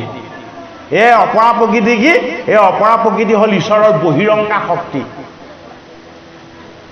পৰা প্ৰকৃতি ঈশ্বৰৰ বহিৰংগা তত্ত্ব আৰু আত্মা হ'ল ঈশ্বৰৰ অন্তৰংগা শক্তি। সেইটো কাৰণে আত্মা আমাৰ লগত কি হৈ আছে? গোপন হৈ আছে। আত্মা ঈশ্বৰে গোপনে থাকি তেওঁ অমৃত পান কৰিব বিচাৰে, কিন্তু আমি নিদিওঁ।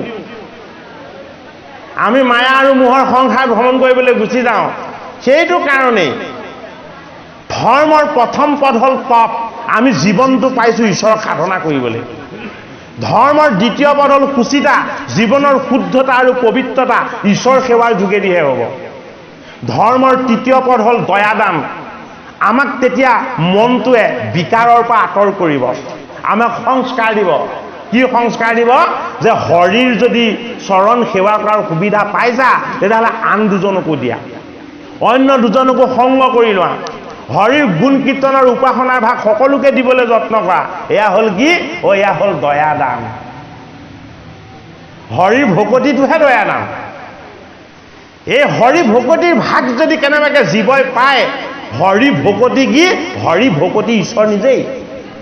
সেইটো কাৰণে ঈশ্বৰেই সত্য, এই জগতত কোনো সত্য নহয়। সংসাৰো মিছা নহয়, সংসাৰতো ঈশ্বৰৰ তত্ত্বই ঈশ্বৰ চৈতন্য হৈ লুকাই আছে। সংসাৰ মিছা, কিন্তু সংসাৰক পালন কৰোঁতা ঈশ্বৰ সত্য। গতিকে আমি জীৱ ৰূপেৰে পৰা প্ৰকৃতি, দেহ ৰূপেৰে অপৰা প্ৰকৃতি আৰু আত্মা ৰূপেৰে আমাৰ আৰু ঈশ্বৰৰ মাজত কোনো পাৰ্থক্য নাই। যি শক্তিয়ে ঈশ্বৰে গোটেই ব্ৰহ্মাণ্ড চলাই আছে, সেই শক্তিৰ যোগেদি আমাকো চলাই আছে। প্ৰভু, বেদ আৰু ভাগৱতৰ উদ্দেশ্য একেই নহয় জানো? একেই। এটাই হয়। বেদৰ উদ্দেশ্য ভাগৱতৰ উদ্দেশ্য একেটাই, কিন্তু ভাগৱত আৰু বেদৰ মাজত পাৰ্থক্য আহি গ'ল। বেদত দুটা মাৰ্গ দেখা গ'ল, এটা হ'ল আগম মাৰ্গ, এটা হ'ল নিগম মাৰ্গ। ভাগৱতত আকৌ অকল নিগম মাৰ্গহে আছে, ভাগৱতত আগম মাৰ্গ নাই। সেইটো কাৰণে ভাগৱতক ক'ৰ শাস্ত্ৰ বুলি কোৱা হ'ল? ভাগৱতক বৈকুণ্ঠৰ শাস্ত্ৰ বুলি কোৱা হ'ল। বেদক বৈকুণ্ঠৰ শাস্ত্ৰ বুলি কোৱা হৈছে জানো? আৰু বেদ গুণময়। গীতাটো কৈছে বেদ গুণময় বুলি। বেদৰ তত্ত্ববিলাক গুণময়। ভাগৱতৰ তত্ত্ব কি? ভাগৱতৰ তত্ত্ব হ'ল নিৰ্গুণ। ভাগৱত শাস্ত্ৰই কি কৈছে? বোলে মই শাস্ত্ৰ নহয়, বোলে কি? মই ঈশ্বৰ। ভাগৱত শাস্ত্ৰই নিজকে শাস্ত্ৰ বুলি যদিও কৈছে, স্বৰূপটো কি বুলি কৈছে? একাদশ স্কন্ধ আৰু দ্বাদশ স্কন্ধত ভাগৱত শাস্ত্ৰই কৈছে মই ভাগৱত স্বৰূপে ময়েই ঈশ্বৰ। সেইটো কাৰণে আমি আমাৰ ঈশ্বৰজনক অবাস্তৱ, আমি নেপাম বুলি, আমাৰ পৰা বহুত দূৰত আছে বুলি আমি যাতে সেইদৰে নাভাবোঁ। আমাৰ ঈশ্বৰজন ভাগৱত আৰু গীতাতেই আছে বিৰাজমান হৈ। আমি যদি ভকতৰ সংগত ভাগৱতৰ কথা যদি শ্ৰৱণ কীৰ্তন কৰি আমি যদি ঈশ্বৰ সেৱা আৰু ঈশ্বৰ উপাসনাৰ আমি যদি অকণমান সুযোগ পাওঁ, তেতিয়াহ'লে হৰিক পোৱাৰ আনন্দ। আমি কীৰ্তনত পাইছোঁ বেদ স্তুতি। হৈ আছে দিয়ক। বেদ মানে কি হ'ব? বেদ মানে জ্ঞান। হয় নেকি? আমাৰ লগতো 4খন বেদ আছে। বেদ মানে জ্ঞান। আমাৰ লগতো 4খন বেদ আছে। বেদ মানে জীৱ বুলি বুজি পাওঁ আমি। বেদটো জীৱকো কোৱা হয়। এতিয়া তাৰমানে বেদ যুগ ইজ বেদস। বেদৰ উদ্দেশ্য মানে জীৱৰ উদ্দেশ্য। হয়। মানে জীৱৰ উদ্দেশ্যটো ভাগৱতে কি বুলি কৈছিলে অকণমান শুনিব লাগিব। কওক।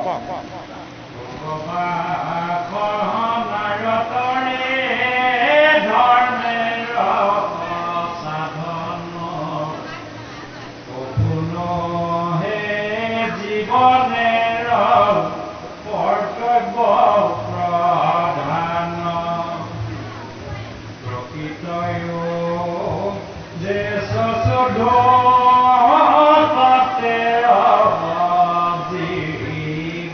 পিপাসা বিলুৰিত হয় তাতে প্ৰাণেৰ পিপাসা। এখন বেংগলী ভাগৱত চোৱা গৈছিলে, ভাষাবিলাক বেংগলী।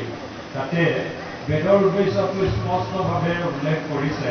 প্ৰকৃত উদ্দেশ্য শুদ্ধ, মানে প্ৰকৃত উদ্দেশ্য মাত্ৰ, শুদ্ধ মানে মাত্ৰ কি তত্ত্বেৰ জিজ্ঞাসা কৰা, মানে তত্ত্ব বিচাৰ কৰা।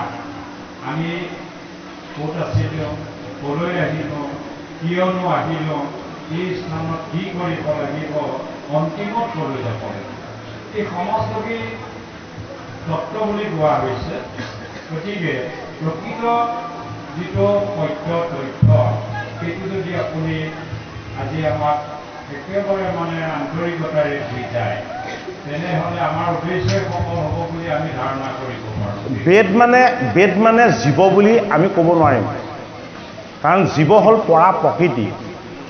বেদ মানে জ্ঞান, এইটো এটা শুদ্ধ সংজ্ঞা। কিন্তু জ্ঞানৰ তত্ত্বত ঈশ্বৰক পোৱা নাযায়, ঈশ্বৰক পোৱা যায় ভকতিত। সেইটো কাৰণে ভাগৱত, বেদৰ অন্তিমখিনি সাৰখিনি ভাগৱতলৈ অনা হৈছে। সেইটো কাৰণে বেদৰ 4টা তত্ত্ব আমাৰ লগত আছে। বেদ গুণময়, ঋগ এতিয়া নক'ব অঁ, মোক ক'বলৈ আপুনি প্ৰথম শুনি লওক। জীৱ বুলি ধৰিম বেদ আৰু কি কয় ভাগৱত, আপুনি ভাগৱত আকৌ জীৱ বুলি কয় নাই কোৱা। আপুনি শুনক, আপুনি মোৰ কথাখিনি ভালকৈ শুনি লওক, পাছত প্ৰশ্ন কৰিব। কথাখিনি ভালকৈ শুনি নোলোৱাকৈ যদি এনেকৈ প্ৰশ্ন কৰে, কথাখিনি সমিল মিললৈ নাযাব, গম পাইছেনে বাৰু? আমাৰ লগত 4খন বেদ আছে, আমাৰ লগত আছে 4খন বেদ ঈশ্বৰে আমাক দি পঠিয়াইছে। হা, ঋগ মানে বাক্য, মুখখন ঋগবেদ। বাক্য আপুনি যিমানেই নাৰাখক কিয় সকলোৱে সমানে শুনে। খাম মানে বাক্যৰ তত্ত্ব, বোলে কি আমাৰ কাণেৰে শুনা যায়। যজ্ঞ, আমি যিমান বেয়া আৰু ভাল আছে প্ৰথম চকুৰে কৰোঁ, সেইটো কাৰণে যজ্ঞ হ'ল আমাৰ এই চকু দুটা। জ্ঞান হয়নে বাৰু? আৰু আমাৰ নাকেদি বেয়া গন্ধ লওঁ, ভাল গন্ধ লওঁ।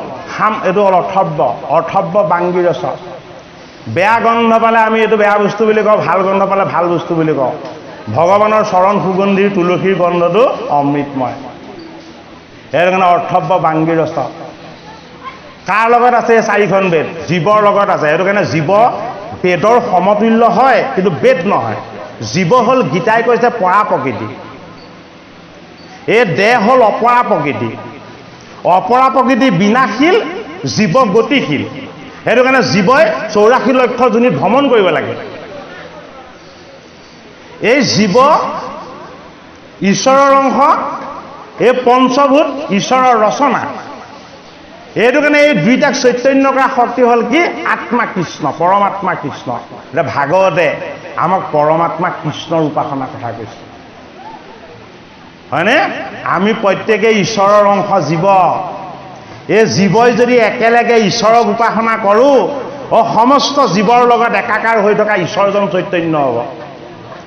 বাহিৰত ভগৱানক বিচাৰি ফুৰিলে আমি ক'ত পাম? আমাৰ ভিতৰত বহি আছে হৃদয়ত অষ্টদল পদ্মত ঈশ্বৰ কৃষ্ণ।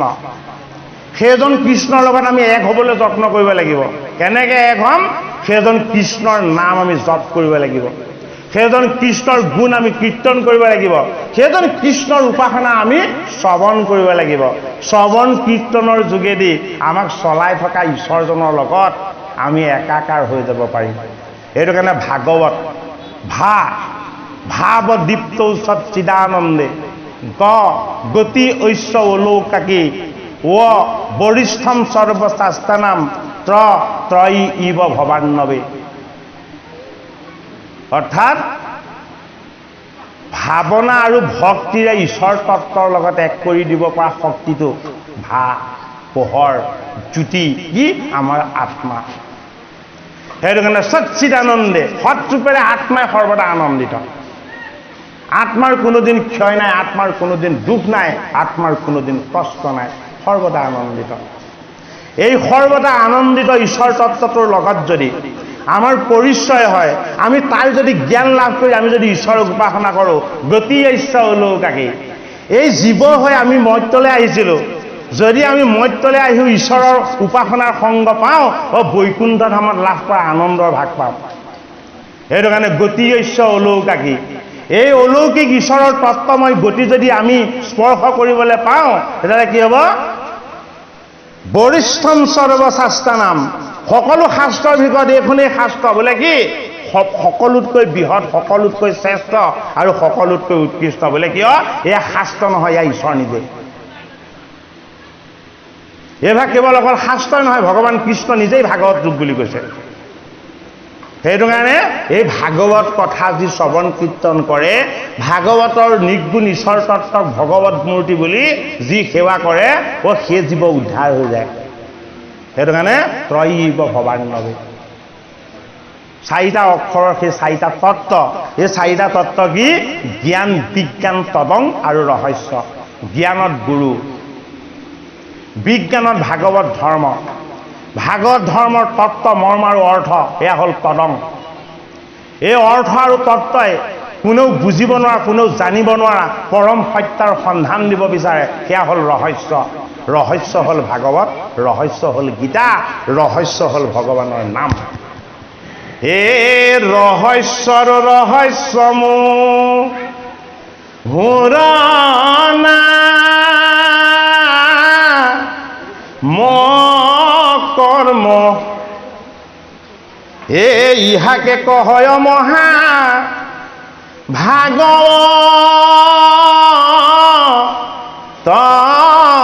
ধৰ্ম। ভাগৱত সৰ্বদা নিজে শ্ৰৱণ কীৰ্তন কৰি পুণ্যৰ ভাগ নিজলৈ সঞ্চয় কৰা বস্তুৱে। এই ভাগৱত জ্ঞান কোনেও কাকো দিব নোৱাৰে, ভাগৱত জ্ঞান কোনেও কাকো দি শেষো কৰিব নোৱাৰে। ভাগৱত জ্ঞান কিয় কোনেও কাকো দিব নোৱাৰে? আৰে ভাগৱত মানে ঈশ্বৰ নিজে। ঈশ্বৰৰ জ্ঞান, ঈশ্বৰৰ কিবা তেওঁ দিব লাগিব, তেতিয়াহে পাব। আমি হাতেৰে সৈতে হাত বাউল দি মাতি থাকিলে নেপাম, ভগৱানৰ কৃপা হ'ব লাগিব। দ্বিতীয় স্কন্ধ, গুৰুৱে দিয়া যি ঈশ্বৰ জ্ঞান, এই ঈশ্বৰ জ্ঞানেই হ'ল মহাভাগৱত, মহাধৰ্ম। আকৌ পদ অকণমান আগবাঢ়। এ ৰাম, এ ধন্য নৰপতি মতি উত্তম তোমাৰ, এ পুচিলা যিটো কথা সংসাৰতে সাৰ।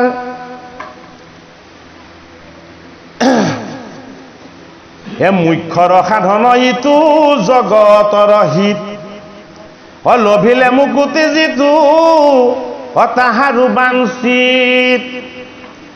নাহি জ্ঞান যাৰ জাতি ধৰ্ম মাত্ৰ কৰে, নিতে বলি বিশ্ব পাঞ্চ যজ্ঞ আচৰে। তাহাৰ সুতব্য কথাই আছে অসংখ্যাত, এ হৰি বিমুখৰ হুৱে ব্যৰ্থে আয়ু পাত। দিন ভইলে ধন কুতুম বৰ চিন্তা কৰে, নিদ্ৰাস্তি আলাপে ৰাত তিৰু আয়ু হৰে। মিছা বিষয় অত মাত্ৰ কৰে অভিলাষ, সিহেতু নেদেখে নৰে আপোনাৰ নাশ। হেন জানি যাৰ ইচ্ছা মুখ্যক সৰ্বথা, পৰীক্ষিত তেবে শুনি মোক কৃষ্ণ কথা। শুকমুনিয়ে পৰীক্ষিত নৃপতিক কৈছে যে হে পৰীক্ষিত নৃপতি, হে পৰীক্ষিত ৰজা, দ্বিতীয় স্কন্ধৰ তুমি কথাখিনি অতি আগ্ৰহেৰে শুনা। তুমি মোক যি প্ৰশ্ন সুধিলা, এই প্ৰশ্নই হ'ল সংসাৰৰ সাৰ প্ৰশ্ন। পৰীক্ষিতে কি প্ৰশ্ন সুধিছিলে? যে জীৱৰ লক্ষ্য কি? মুমুক্ষু জীৱই কি কৰা উচিত? এই প্ৰশ্ন সুধিছিলে। আৰু অভিশপ্ত জীৱই কি কৰিলে অভিশাপৰ পৰা মুক্তি পাব? যেতিয়া গুৰু ভগৱান শুকদেৱে কৈছে যে তুমি মোক যি কথা সুধিলা এয়া সংসাৰৰ ভিতৰত সাৰ কথা। তুমি মোক কি কথা সুধিলা? তুমি মোৰ উপাসনীয় ঈশ্বৰ ভগৱান কৃষ্ণৰ কথা সুধিলা। পৰীক্ষিত নিবদিক কৈছে যে তুমি কৃষ্ণৰ অৰুণ চৰণ তোমাৰ হৃদয়ত ধাৰণ কৰা। গুৰুৱে তেওঁক শিকাইছে ভগৱান কৃষ্ণক তুমি কেনেকৈ উপাসনা কৰিবা, এতিয়া কৃষ্ণৰ কথা কেনেদৰে শ্ৰৱণ কৰিবা। যে কৃষ্ণৰ কথা মই তোমাক ক'ম, তুমি এই কথা শ্ৰৱণ কৰিবৰ কাৰণে কৃষ্ণৰ দুখনি চৰণ তুমি হৃদয়ত উপাসনা কৰা। প্ৰথমতে কৃষ্ণৰ অৰুণ চৰণ তুমি হৃদয়ত ধ্যান কৰি তোমাৰ মন প্ৰাণ কৃষ্ণময় কৰি লোৱা। তেতিয়া কি হ'ব? তোমাৰ কৃষ্ণ কথা শুনিবলৈ মনটো একাগ্ৰ হ'ব। তোমাৰ মনটো আৰু ইফালে সিফালে উৰি নুফুৰিব। ধন্য নৰ প্ৰতিমতি উত্তম তোমাৰ পুচিলাহা যিটো কথা সংসাৰতে সাৰ। তোমাৰ মনটো অতি উত্তম। কেনে কিয় উত্তম হ'ল? তুমি ঈশ্বৰৰ কথা সুধিলা, ভগৱান কৃষ্ণৰ কথা সুধিলা।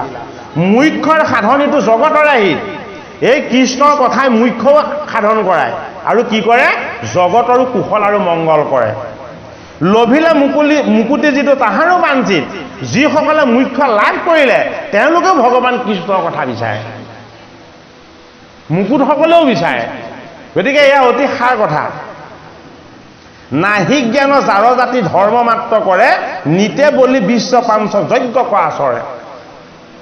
যিসকলৰ জাতি ধৰ্ম পৰম্পৰাগতভাৱে আচৰণ কৰি যিবিলাকে এটা স্বাভাৱিক জীৱন যাপন কৰি আহিছে, যে বেদে যেনেদৰে জীৱন যাপন কৰিবলৈ দেখাইছে সেইমতে কৰি আহিছে, সেই কথাখিনিকে কৈছে যে তেওঁলোকেও শুনিব লগা কথা আৰু বহুতখিনি থাকি গৈছে।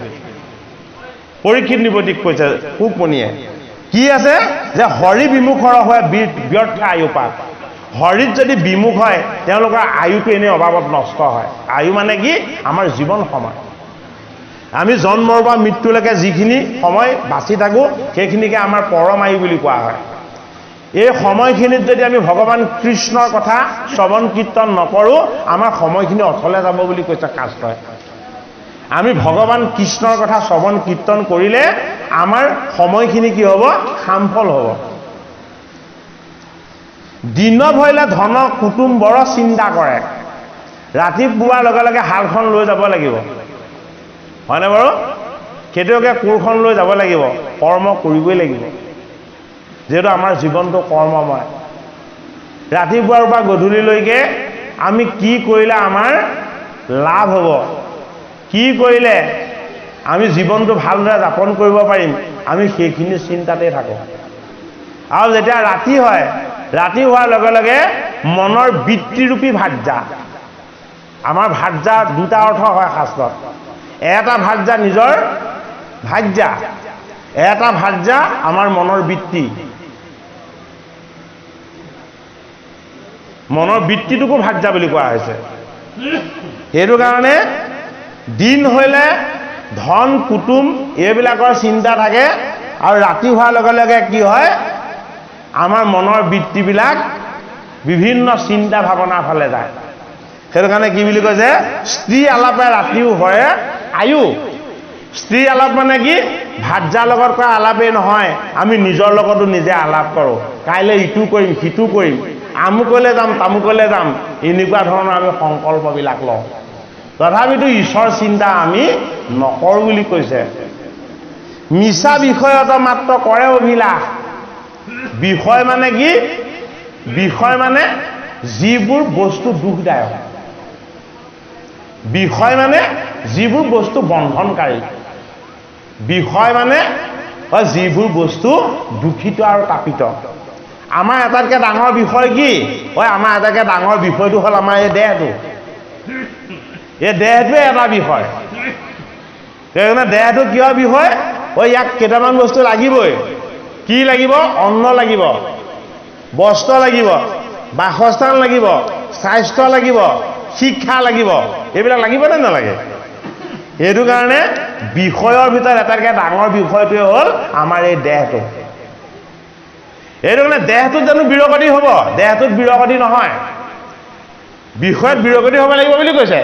দেহটো থাকিব লাগিব, কিন্তু এই দেহটোক আমি কি কৰিব লাগিব? হৰিৰ মন্দিৰ কৰিব লাগিব। দেহটোক আমি শুধৰাব লাগিব, ভাল কৰিব লাগিব। দেহটোক আমি হৰিৰ মন্দিৰ কেনেকৈ কৰিব লাগিব? আমাক আত্মাৰূপী ঈশ্বৰে চলাই আছে। এই আত্মাৰূপী ঈশ্বৰে দেহটোতে আছে। সেইটো কাৰণে আমি সেই আত্মা ঈশ্বৰজনক উপাসনা কৰিব লাগিব। যে তুমি কি? তুমি ঐচ্যুত, তুমি অনাদি, তুমি অনন্ত, তুমি ৰাম, তুমি কৃষ্ণ, তুমি সৰ্বদা আনন্দময়। কিন্তু মোৰ এই দেহটো কি? দুখিত, তাপিত আৰু মৃত্যুমুখী। গতিকে মই দেহক অতিক্ৰম কৰি যাতে মই তোমাৰ কথা চিন্তা কৰিব পাৰোঁ। হে জগতৰ হৰি, তুমি মোক কি কৃপা কৰা। সিহেতু নেদেখে নৰে আপোনাৰ অনাশ। আমি ঈশ্বৰ চিন্তা নকৰিলে, ঈশ্বৰক উপাসনা নকৰিলে আমাৰ এদিন মৃত্যু হ'ব। আৰু তেনেকৈ মৃত্যু হ'লে আমাৰ জীৱটোৰ দুৰ্গতি হ'ব, নিম্ন যোনিত জন্ম ল'ব, দুখ কষ্ট ভোগ কৰিব লাগিব। যদি ভকতিৰ সংস্কাৰ হয়, ঈশ্বৰে আমাক ভাল ঠাইলৈ নিব। এয়া ভাগৱত শাস্ত্ৰই কৈছে। হেন জানি যাৰ ইচ্ছা মুখ্যক সৰ্বথা, পৰীক্ষিত তেবে শুনি ওক কৃষ্ণ কথা। হে দিবে চিত্ৰ কৃষ্ণ গুণ নাম কীৰ্তনত, কৃষ্ণ ৰেখে পাদ পদ্ম স্মৰি বেমনত। নাৰায়ণ স্মৰণেহে পৰম মংগল। এহি মানে জীৱন্ততে জন্মৰ সাম্ফল। পৰীক্ষিত নৃপতিক তেওঁ গুৰু ভগৱান শুকমুনিয়ে কৈছে যে হে পৰীক্ষিত, তেতিয়াহ'লে তুমি এতিয়া একান্ত চিত্তে কৃষ্ণ কথা শুনা। দিবে চিত্ৰ কৃষ্ণ গুণ নাম কীৰ্তনত। চিত্ৰ মানে কি? মনৰ এটা অৱস্থা। মনৰ কেইবাটাও স্তৰ আছে। এটা হ'ল চিত্ত, এটা হ'ল বৃত্তি, এটা হ'ল মন। সেইবিলাক হ'ল মনৰ অৱস্থা। সেইটো কাৰণে মনৰ চঞ্চলতাটোক কোৱা হয় মন বুলি। মনৰ ধীৰ স্থিৰ আৰু শুদ্ধ পবিত্ৰতাটোক কোৱা হয় চিত্ত। সেইটো কাৰণে চিত্তই হ'ল ঈশ্বৰ বাসৰ আলয় বুলি কৈছে। সেইটো কাৰণে আমি মনটো শুদ্ধ কৰিবলৈ কি কৰিব লাগিব? আমাৰ মনটো ঈশ্বৰৰ চৰণত দিব লাগিব। ঈশ্বৰ কি? ঈশ্বৰ নিৰ্গুণ। তুমি চিত্ত বৃত্তি মূৰ প্ৰৱৰ্তক নাৰায়ণ, তুমি নাথ মই নাথয়ন্ত। চৰণ সত্তৰ ছায়া দিয়া দূৰ কৰা মায়া, কৰা দায়া মুক ভগৱন্ত।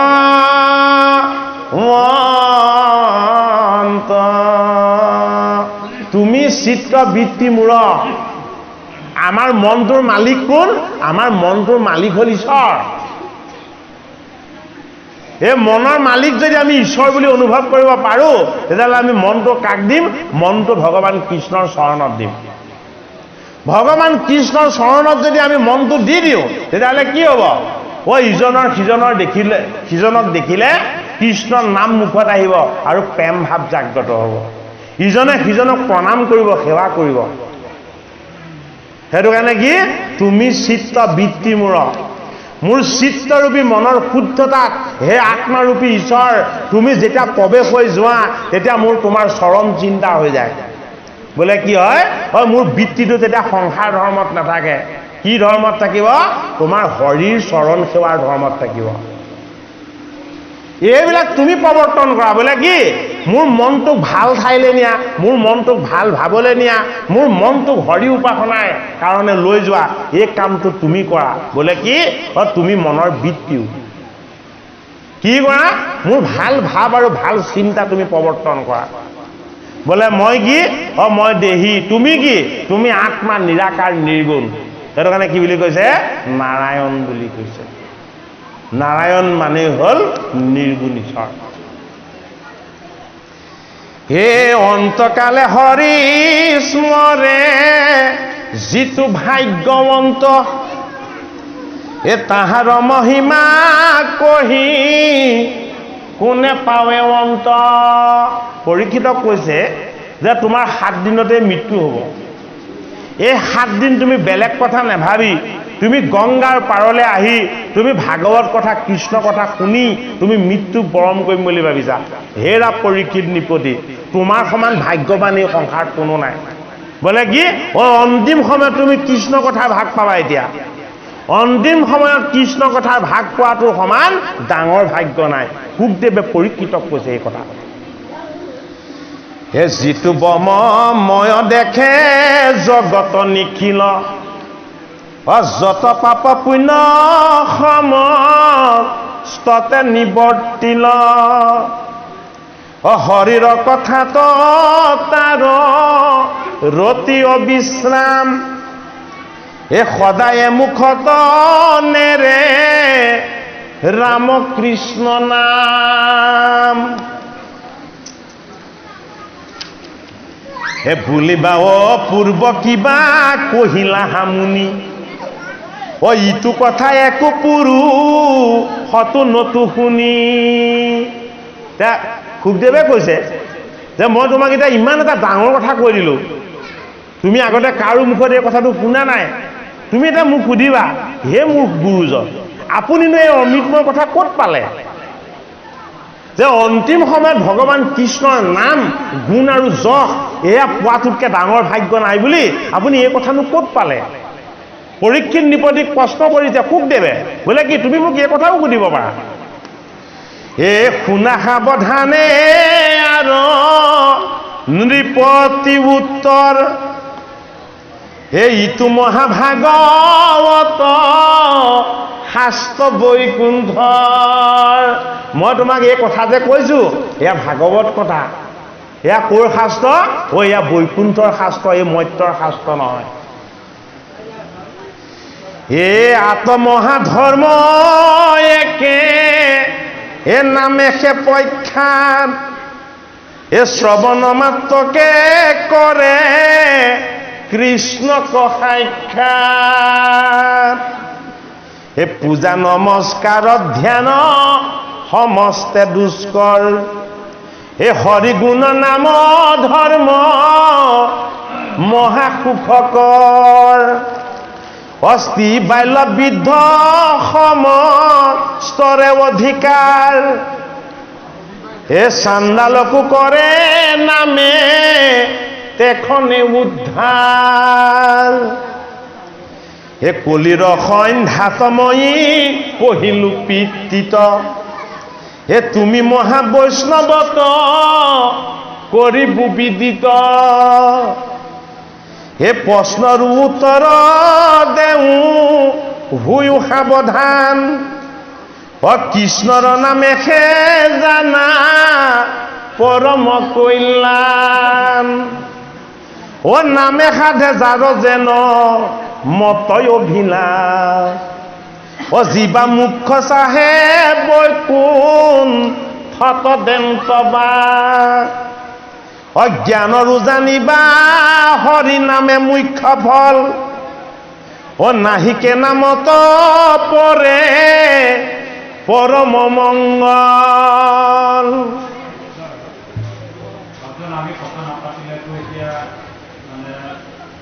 নাই আজি আপোনালোকে আমাক নিমন্ত্ৰণ কৰি আনিছে কিবা এটা সুধিম বুলি কিবা এটা জানিম বুলি আমি আনন্দহে পাইছোঁ শুনো হয় হয়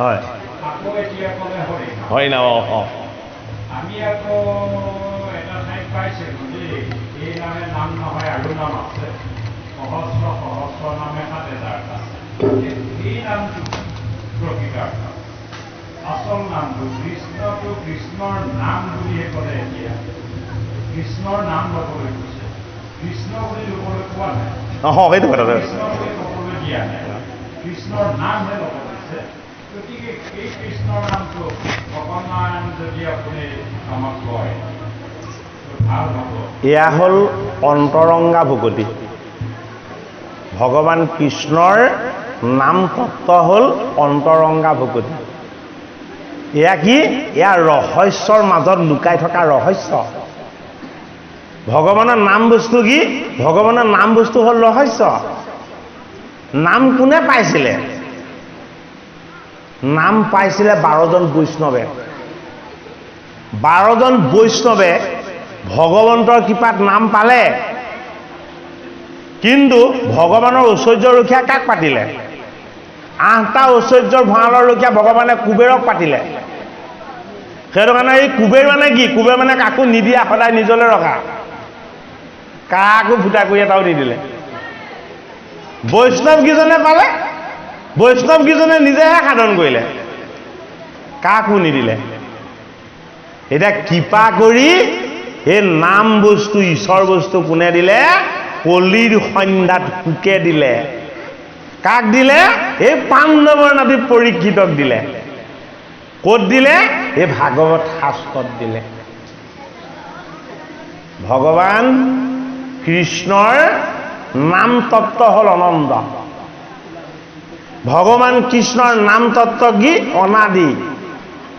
সকলো বস্তুৰে আদি আছে, নামৰ আদি নাই। নামৰ কিয় আদি নাই? বোলে নামৰ অন্ত নাই। আজি যদি কৃষ্ণ বুলি কৈ দিছো, লক্ষ লক্ষ কোটি কোটি লাখ লাখ নিযুত নিযুত হাজাৰ হাজাৰ বছৰ এই নাম গৈয়ে থাকিব। শব্দ ব্ৰহ্ম হৈ ব্ৰহ্মাণ্ডৰ উপৰি বাগৰি বাগৰি গৈ থাকিব। এই শব্দক কোনো বিনাশ কৰিব নোৱাৰে। সেইটো কাৰণে নাম কি? নাম হ'ল অক্ষৰ ব্ৰহ্ম। অক্ষৰ ব্ৰহ্ম আৰু খৰ ব্ৰহ্ম দুবিধ ব্ৰহ্মৰ তত্ত্ব আছে।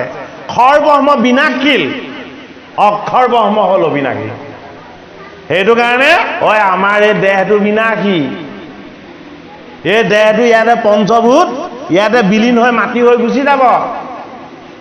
এই দেহটো মোৰ বুলি ইমানকে সজাও পৰাও, ইমান সুখ দিওঁ, ই আপোনাক সদায় সুখ দি থাকিব জানো?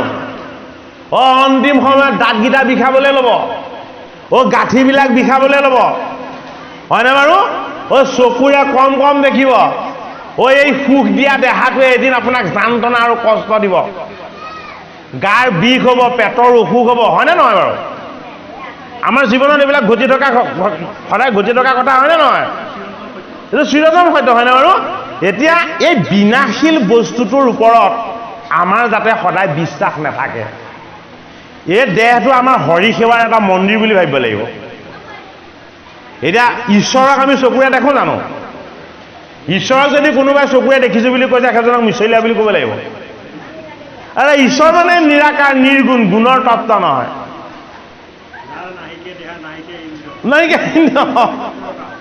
যিজনৰ সকলোবিলাক শক্তি সামৰ্থ্য তেওঁৱেই, হয়নে বাৰু? এতিয়া পৃথিৱীৰ ফালে আকাশৰ পৰা বস্তুবিলাক চব টানি আছে, হয়নে বাৰু? আমি গছৰ পৰা ফলটো সৰোতে, ফল সৰি পৰোতে ছাৰ আইজাক নিউটনে সেই শক্তিটো আৱিষ্কাৰ কৰিছে। তাৰ আগতেওতো সেই শক্তিটো আছিলে, হয়নে বাৰু? তাৰ আগতেও মধ্যাকৰ্ষণ শক্তি আছিলে, কিন্তু আৱিষ্কাৰ কৰিছিলে কোনে? মধ্যাকৰ্ষণ শক্তিটো আৱিষ্কাৰ কৰিছিলে ছাৰ আইজাক নিউটনে। আপেলটো কিয় তললৈ পৰিলে বুলি প্ৰশ্ন কৰিলে, হয়নে বাৰু? তেতিয়া তেওঁ উত্তৰ বিচাৰি পালে, বোলে কি? পৃথিৱীৰ চাৰিওফালে বস্তুবিলাকক টানি থকা এটা শক্তি আছে। এইটো কাৰণে এই পৃথিৱীখন হ'ল ভূমি, ঈশ্বৰৰ নাম হ'ল ভূধৰ। এই ভূমিক চাৰিওফালে টানি পেলাই যি ধৰি আছে, এয়া হ'ল ভূধৰ আত্মা ঈশ্বৰ। এইটো কাৰণে পৃথিৱীক ধাৰণ কৰোতা শক্তি হ'ল ভূধৰ। এইটো কাৰণে ভাগৱতৰ প্ৰথম স্কন্ধত কি আছে? ধেনুৰূপী পৃথিৱী আৰু বিষৰূপী ধৰ্মৰ কথোপকথন আছে। ভাগৱতৰ প্ৰথম স্কন্ধত আছে ধেনুৰূপী পৃথিৱী আৰু বিষৰূপী ধৰ্মৰ কথোপকথন। এই ধেনুক ক্ষুদ্ৰগোটে মাৰিছে আৰু প্ৰসাৰ কৰিছে, আৰু ধৰ্মই কান্দিছে, হয়নে বাৰু? এয়া ঈশ্বৰ তত্ত্ব। এইটো কাৰণে ধৰ্ম কি? ধৰ্ম হ'ল আমাৰ আত্মা। ধেনু কি?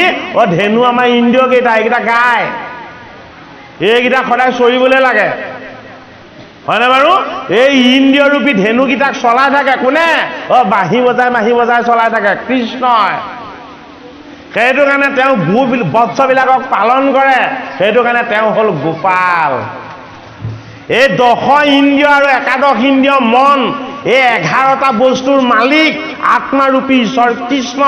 এই কৃষ্ণইহে আমাক চৰাই থাকে, সেইটো কাৰণে তেওঁ আত্মাৰূপী গোপাল, আমাৰ গোবৎসবিলাকক পালন কৰোতা। সেইটো কাৰণে তেখেতে সুধিছে নামৰ মহিমা আৰু নামৰ তত্ত্ব।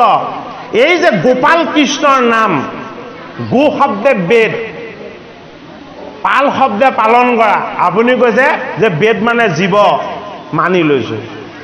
বেদ মানে আমাৰ ইন্দ্ৰিয়বিলাকো পৰে, হয়নে বাৰু? এই জীৱ আৰু ইন্দ্ৰিয় সকলোবিলাকক কোনে পালন কৰি আছে? ঈশ্বৰে পালন কৰি আছে। সেইটো কাৰণে আমি গোপাল বুলি ক'লে কাক স্মৰণ কৰা হ'ব? আমাৰ আত্মাক স্মৰণ কৰা হ'ব।